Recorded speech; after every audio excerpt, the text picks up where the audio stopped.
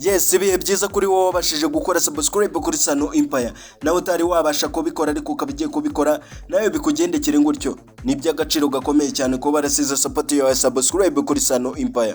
Imana ibiguhera umugisha. Abasanzwe bamenyere Sano Empire tubagezaho amakuru atandukanye haba mu buzima busanzwe, muri politike, muri showbiz ndetse no muri gospel tutibagiwe no muri sport muri rusange. Ahabonetse inkuru ari wo hose Sano Empire izibagezaho mu bambere. Ni kuri uno munsi rero twanyarukiye ku makuru ari kuvugwa ku musirikari wa performance indirimbo igakundwa n'abatari bakeya mu gikorwa cyo kurahira kwa perezida wa Repubulika muri Stade Amahoro. Umuntu muhanzi rwose reka mbabwire yuko turaza kugaruka ku mateka yiwe ndetse tukagaruka ku mazina yiwe n'izindi mpano yifitemo, kuko uyu muhanzi byagaragaye yuko rwose nyuma yuko ari n'umusirikare afite impano zigiye zitandukanye ndetse kandi zikunzwe n'abatari bakeya. Ni munyemerere rero dutangirira ahangaha, ariko wowe nkwibutsa yuko Sano Empire uwo mugihe wowe utari wabasha gukora subscribe, reka nkubwire yuko Sano Empire ariyo channel yonyine hano mu Rwanda ikugezaho amakuru ku gihe kandi amakuru yizewe.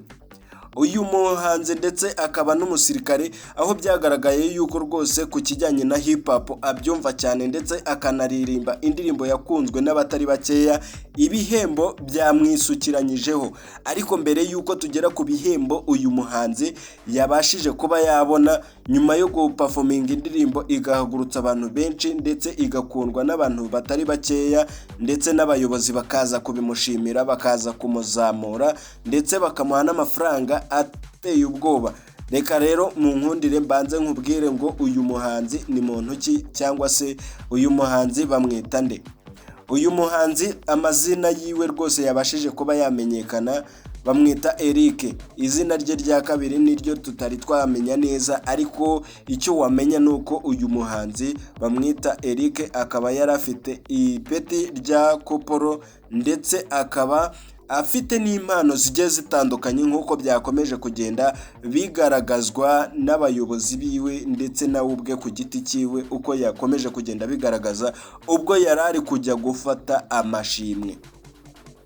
Uyu muhanzi mu mpano afite impano yo gushushanya ndetse akaba afite n'impano yo guhimba imivugo mu buryo bukomeye. Ariko tugarutse ku mpano yo gushushanya, uyu mugabo rwose, uyu muhanzi ndetse akaba ari n'umusirikare, bavuga yuko rwose mu bikorwa byiwe byo gushushanya aho bamukeneye rwose baramwitabaza, ndetse akaba yabikora neza kurenza n'abandi bantu bari bo bose aho bamukeneye ku bishushanyo bigiye bitandukanye. Murabizi yuko mu bigo bya gisirikare n'ubundi haba hakorerwamo ibikorwa bigiye bitandukanye bitewe n'impano bagiye bifitemo cyangwa se ibyo bagiye baba bazi. Uyu muhanzi nta nubwo ari n'ibyo gusa kuba afite impano yo gushushanya, ahubwo afite n'impano yo kuba yapima kure cyangwa se yarasa kure, kuko byamaze kugaragara yuko uyu musirikare ashobora kuba afite impano nk'uko bigaragaje, afite impano yo kuba yarasa inyoni iri mu kirere muri metero 250 uturutseho iri cyangwa se uvuye aho ari ugeraho iyo nyoni iri, kandi akayirasa neza adaswase kandi akoresheje imbunda isanzwe. Uyu musirikare rwose ntabwo ari aho ngaho biherera, kuko impano y'imivugo yiwe rwose yakoze imivugo igiye itandukanye ndetse agaragaza yuko rwose binamushimisha cyane kuba ari umusirikare, kandi akaba mu bikorwa bijyanye n'imyidagaduro nawe ashobora kuba yabijoyininga kandi akabikora neza. Aho byagaragaye yuko bamubajije ati se Eric, Koporo Eric, kuko no muri batayo abarizwamo bamwita Koporo Eric cyangwa se bakamwita Koporo Eric bitewe n'uko buri ari we wese ashobora kuba yamwisangamo, cyangwa se Koporo nta sereri bitewe n'uko ushatse kubyita, kuko iyi ndirimbo yiwe byagaragaye yuko rwose yarayimaranye igihe, ariko kuba yarayiperforminze abantu bakikunda nawe byaramushimishije. aho bamubajije ati Koporo Eric, iyi ndirimbo washyize hanze wa performance muri stade igakundwa, wari ubyiteguye yuko yagira vibe ingana kuriya?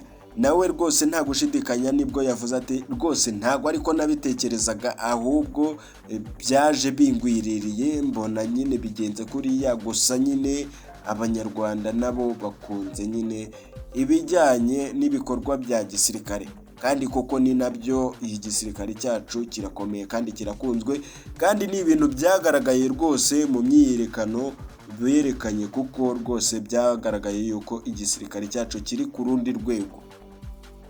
Mu bihembo rero uyu muhanzi yahawe ndetse akaba ari n'umusirikare, kuko impamvu turi kugaruka ku musirikare n'umuhanzi ndetse tukabivuga mu buryo bugiye butandukanye, nuko uyu mugabo yamenyekanye kuri iyi ndirimbo ndetse bikagaragara yuko abikoze neza. Mu bihembo yahawe igihembo cy'amafaranga, ndetse bikaba biri kunugwanugwa yuko rwose yaba yazamuriwe nawe ipeti, ni ukuvuga ngo ashobora kuba yahinduriwe ibyo yakoraga.